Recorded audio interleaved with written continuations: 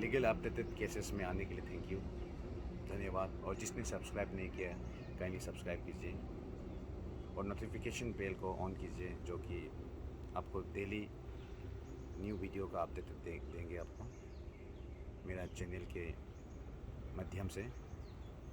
तो मेरा नाम एडवोकेट ओनी देवरी है। मैं आपके सामने में फिर एक वीडियो लाना चाहता हूँ, आपके राइट्स, कॉन्स्टिट्यूशन, फंडामेंटल राइट और एक्यूज़ का क्या राइट होता है। तो आज मेरा टॉपिक है what is the right of the accuse and how to take step by guardians और रिलेटिव्स और parents of the accuse person. जब कोई अरेस्ट होता है, उनका पेरेंट्स, उनका गार्जियन, उनका कोई रिलेटिव्स या फ्रेंड्स क्या क्या स्टेप उठाना है, क्या करना है उस दौरान। क्योंकि नॉर्मली लेमैन लोग जब उनका कोई रिलेटिव्स अरेस्ट हो जाता है तो उनको कन्फ्यूजन हो जाता है, टेंशन हो जाता है और उस बीच में कुछ समझ में नहीं आता है। तो क्या करना है उसके लिए आपको। तो मेरा एडवाइस रहेगा, सजेशन रहेगा आपको कि एक अच्छा एडवोकेट से आप सजेशन लीजिए, एडवाइस लीजिए और उनसे आप जानकारी पाएंगे कि क्या क्या स्टेप उठाना चाहिए। पहला स्टेप होगा, जब कोई अरेस्ट होता है आपका, कोई रिलेटिव्स, फ्रेंड्स, कोई भी आपका जब कोई अरेस्ट होता है तो सबसे पहले आप टेंशन मत लीजिए, आप पुलिस थाना में जाइए। और पुलिस का ड्यूटी है और ये आपका भी ड्यूटी है, आपका राइट है और पुलिस का लाइबिलिटी है कि उनको arrest memo prepare, case register होता है, केस रजिस्टर होने के बाद एफआईआर प्रिपेयर करता है पुलिस लोग। तो उनके बाद अरेस्ट मेमो प्रिपेयर करता है जो कि इन्वेस्टिगेशन ऑफिसर रहता है। तो इन्वेस्टिगेशन ऑफिसर जो आपको अरेस्ट मेमो देगा और उनका नीचे में एक्यूज़ का सिग्नेचर भी रहेगा और उनका गार्जियन का सिग्नेचर रहेगा, जो रिलेटिव्स का सिग्नेचर होगा। तो आपको बुलाएंगे और आपको साइन कराएंगे। ये पुलिस का ड्यूटी ये है कि, और अरेस्ट मेमो का इम्पोर्टेंट क्या है, जब किसी को अरेस्ट करता है तो ये फर्स्ट इन्फॉर्मेशन देता है कि आपका कोई बेटा, भाई, कोई भी रिलेटिव्स, गार्जियन, मतलब कोई भी आपका रिलेटिव्स अरेस्ट हो चुका है इस कनेक्शन केस में, जो कि आपको इन्फॉर्मेशन करना है कि आपको राइट है कि आप बेल कर सकता है। जो बेलेबल ऑफेंस है तो बेलेबल ऑफेंस पुलिस स्टेशन से हो जाएगा, नॉन बेलेबल है तो आपका कोर्ट से आपका हो जाएगा। तो ये इमीडिएट इन्फॉर्मेशन पुलिस का ड्यूटी बनता है कि आप उनका एक्यूज का गार्जियन को देना पड़ता है, जो कि अरेस्ट मेमो का दौरान दिया जाता है।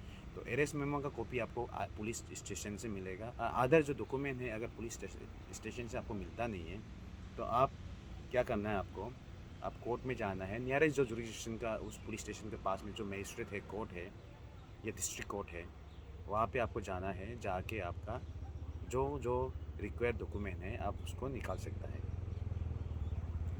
तो पहला आप अरेस्ट मेमो हो गया, क्योंकि आपको जब तक आपको एफआईआर का नंबर मालूम नहीं होगा आपको पता नहीं चलेगा कि कौन सा केस में है। और अरेस्ट मेमो में सब कुछ लिखा जाता है कि वहाँ पे कौन सा पीएस का है, कौन सा नंबर है, कौन सा ईयर है, कौन सा सेक्शन में आपका लड़का या रिलेटिव्स को अरेस्ट किया गया है। उसके बाद आपको वो अरेस्ट मेमो को लेके आपको क्या करना है, आप आइदर आप एडवोकेट के वहाँ में भी जा सकते हैं या आप खुद भी डॉक्यूमेंट निकाल के आप एडवोकेट को दे सकते हैं। तो मैं अभी आपको यही बताना चाह रहा हूँ कि अरेस्ट मेमो लेने के बाद आप घर में बैठिए, बैठने के बाद एक एप्लीकेशन लिखिए to the judicial magistrate first class या to the chief judicial magistrate first class या डिस्ट्रिक्ट कोर्ट बोल के, मतलब जहाँ जो आपका नियरेस्ट में जो जुडिशन के अंदर में जो कोर्ट रहता है उनको एड्रेस कीजिए। सब्जेक्ट में लिखिए कि मुझे फर्निश करना है, कॉपी दीजिए मुझे। और रिक्वायर्ड डॉक्यूमेंट में बता दूँ, कंटेंट तो आप लिखिए, वहाँ पे जो फैक्ट है, कहानी है, उसको डाल दीजिए मुझे किस लिए ज़रूरी है। और रिक्वायर्ड डॉक्यूमेंट मैं बताना चाहता हूँ आपको क्या क्या ज़रूरी होता है बेल के दौरान। ज़रूरी नहीं है कि आपको उनको 24 आवर्स, फिर 48 आवर्स या 2 दिन, 3 दिन, 4 दिन के बाद बेल होगा।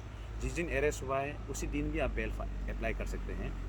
तो जिस दिन अरेस्ट हुआ नेक्स्ट डे में या उसी दिन आप कोर्ट में जाइए, क्योंकि पुलिस का ड्यूटी बनता है कि विदिन 24 आवर्स में उनका अरेस्ट मेमो और एफआईआर को कोर्ट में सबमिट करना।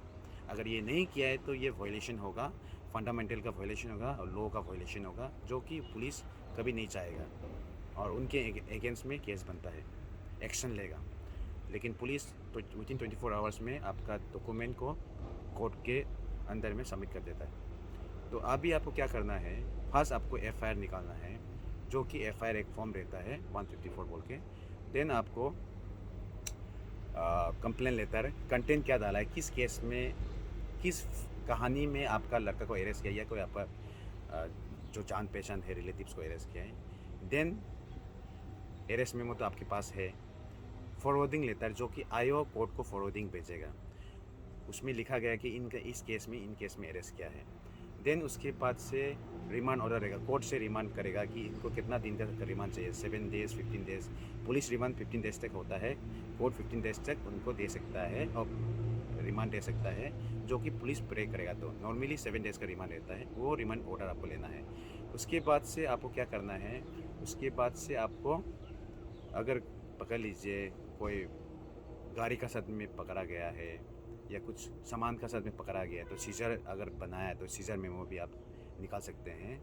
वैसा करके ये डॉक्यूमेंट रहता है। पहला document FIR, arrest memo, forwarding letter, remand order, और अगर कुछ सामान सीज किया है तो सीजर मेमो। अगर बिलो 7 ईयर्स का पनिशमेंट का बिलो है IPC का सेक्शन के अंदर में, तो वो चेकलिस्ट आपको फर्निश करना है। अगर ये सब डॉक्यूमेंट अगर कोर्ट में नहीं डाला है तो ये एक इलीगल डिटेंशन में माना जाता है। तो आपको टेंशन नहीं लेना है, ये सब डॉक्यूमेंट लेके आपको क्या करना है, कोई लॉयर को, वकील को मिलना है, उनको ये डॉक्यूमेंट देना है और बोलना है कि मेरा जो रिलेटिव्स है या कोई भी अरेस्ट हुआ है उनको निकालना है। तो ये सब प्रोसीजर रहता है। आज का मेरा टॉपिक में यही कहना था। जब भी कोई अरेस्ट होता है, आप अरेस्ट मेमो लेना है और आधा डॉक्यूमेंट जो है, जो रिक्वायर्ड डॉक्यूमेंट है, वो आप कोर्ट से निकाल सकते हैं। तो मेरा आज का टॉपिक यही था। तो अगला टॉपिक मैं आपके सामने में एडमिनिस्ट्रेशन, जुडिशरी, लेजिस्लेचर, एग्जीक्यूटिव, ये सब के बारे में मैं आपका जो डिफरेंसेट है, किनका क्या क्या पावर रहता है, ये सब के बारे में आपको बताऊंगा। और बहुत सारा टॉपिक में मैं आऊँगा आपके सामने में, जो कि लीगल अवेयरनेस के लिए, ये बेसिक नॉलेज के लिए सबको ज़रूरी है। तो मेरा चैनल को सब्सक्राइब कीजिए काइंडली, और लाइक बटन में लाइक होने से भी कर दीजिए और कमेंट भी कर दीजिए, जो कि मुझे भी अच्छा लगेगा। और कुछ कन्फ्यूजन है या कुछ डाउट है या कुछ क्वेश्चन पूछना है तो मुझे कमेंट बॉक्स में कर सकते हैं, मैं रिप्लाई करने की कोशिश करूँगा। तो मेरे फ्रेंड्स, मेरे दोस्तों, मुझे सब्सक्राइब कीजिए। मैं नया वीडियो फिर से रिसेंटली इमीडिएटली मैं आपके सामने में प्लेस करूँगा। तो मेरा नाम है एडवोकेट अनिल देवरी, और ये लीगल अपडेट केसेस में आप लोग आने के लिए धन्यवाद। Thank you. नमस्ते।